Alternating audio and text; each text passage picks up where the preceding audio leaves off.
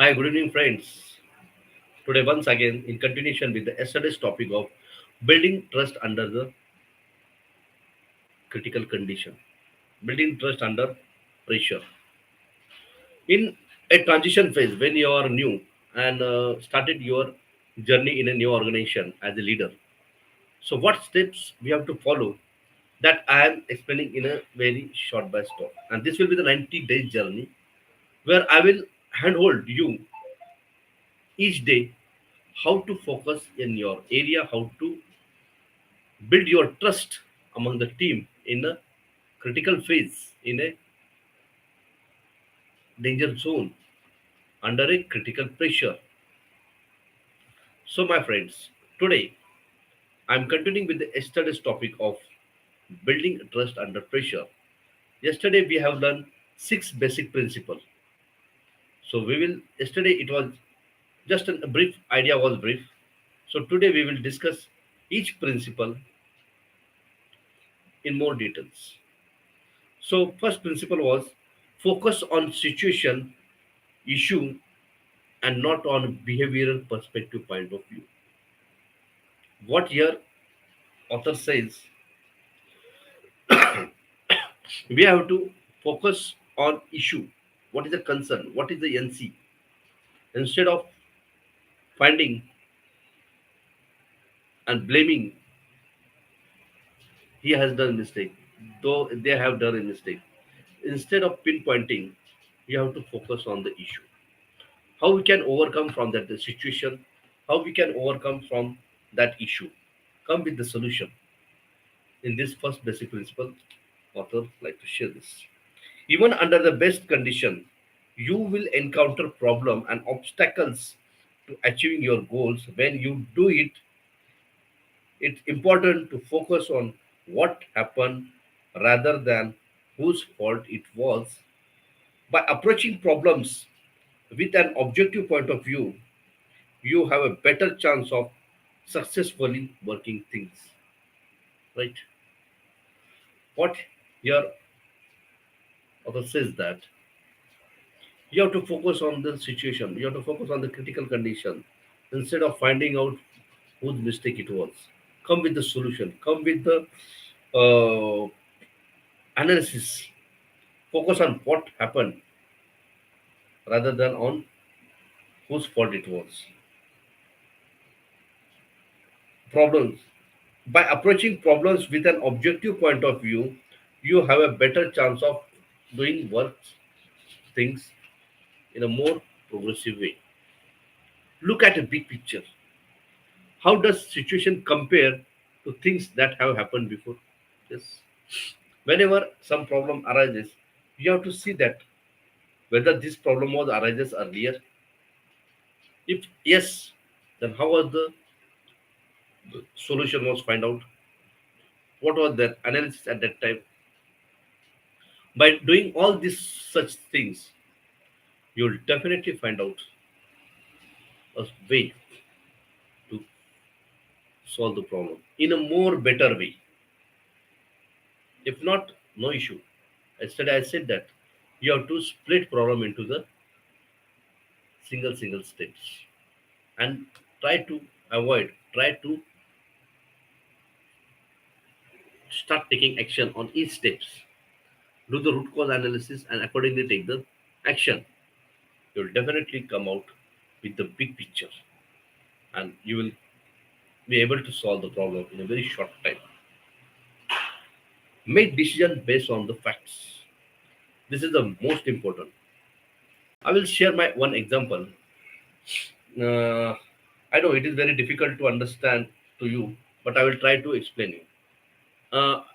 We have the turret assembly in our shop floor, and there turret assembly there is a cam, and on the cam ring, the cam is fitted.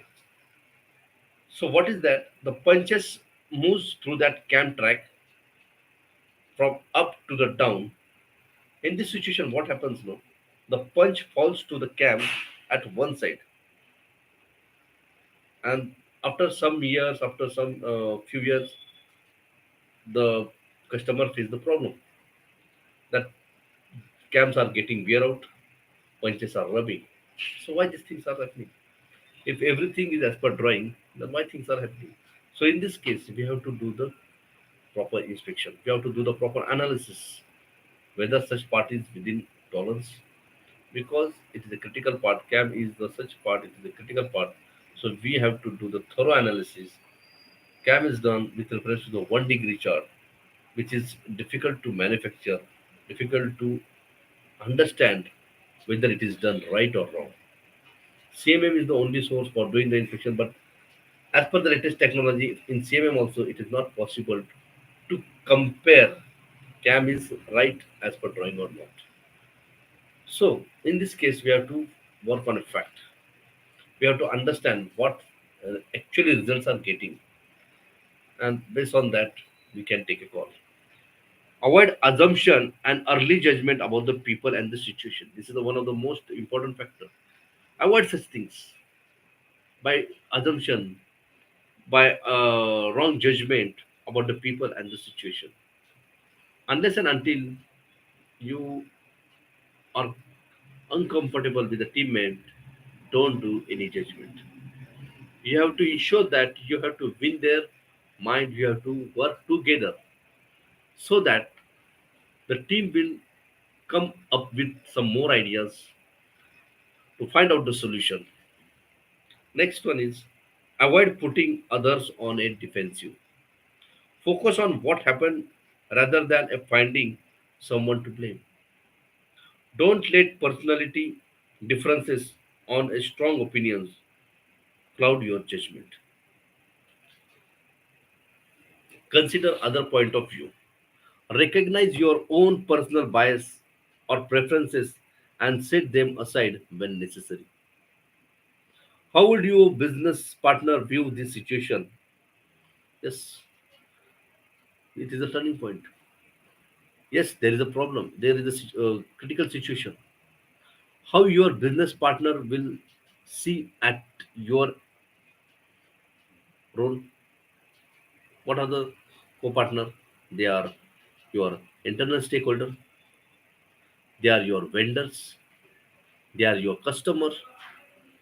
And this is the critical phase. I have said it. This is under a critical pressure you are working, and everybody is keeping a watch on you.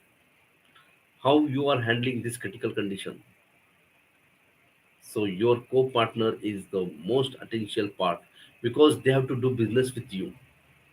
Being you as a leader, they are watching you. They are closely monitoring you. Maintain the self-confidence. This I have said earlier also. Maintain your self-confidence and self-esteem of others. Expand each section to learn how to implement the basic principle. Hope you got it. Expand each section to learn how to implement the basic principle. Openly expand or express your confidence in others. Give people reinforcement about their abilities and help them feel good about themselves. Seek out opportunity for others to apply newly acquired skill. What your leaders is doing, he has given started giving an opportunity to the teammates. He is taking opinion of each and every members, and he is forcing the team members to think in a different way. Encourage people to express their ideas. Yes, this is one of the best factor. Encourage team members to express their ideas, and this is how you are building your trust under the pressure. Because alone leader is not going to solve the problem. He has to work with the team.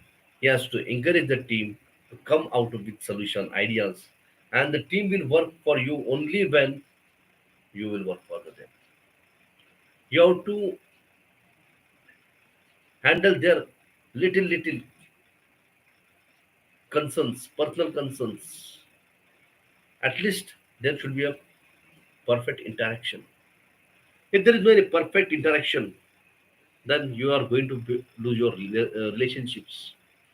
So first duty comes becomes yours is to build a strong relationship with your team. How you can build a strong relationship with your team? By continuous interaction. At the time of the worker, discuss all regarding the work. When you are free in the evening, while taking lunch, while taking the snacks, talk only up to the personal level. Don't hesitate to ask their personal questions. Don't hesitate to ask their personal problem and try to solve their problems whenever it becomes possible for you. This is how you are going to build your trust under a pressure. Recognize accomplishments. As I said earlier, whatever is the big situation, whatever it may be a big concern, you have to split that problem into number of pieces. Assign the task to your team member,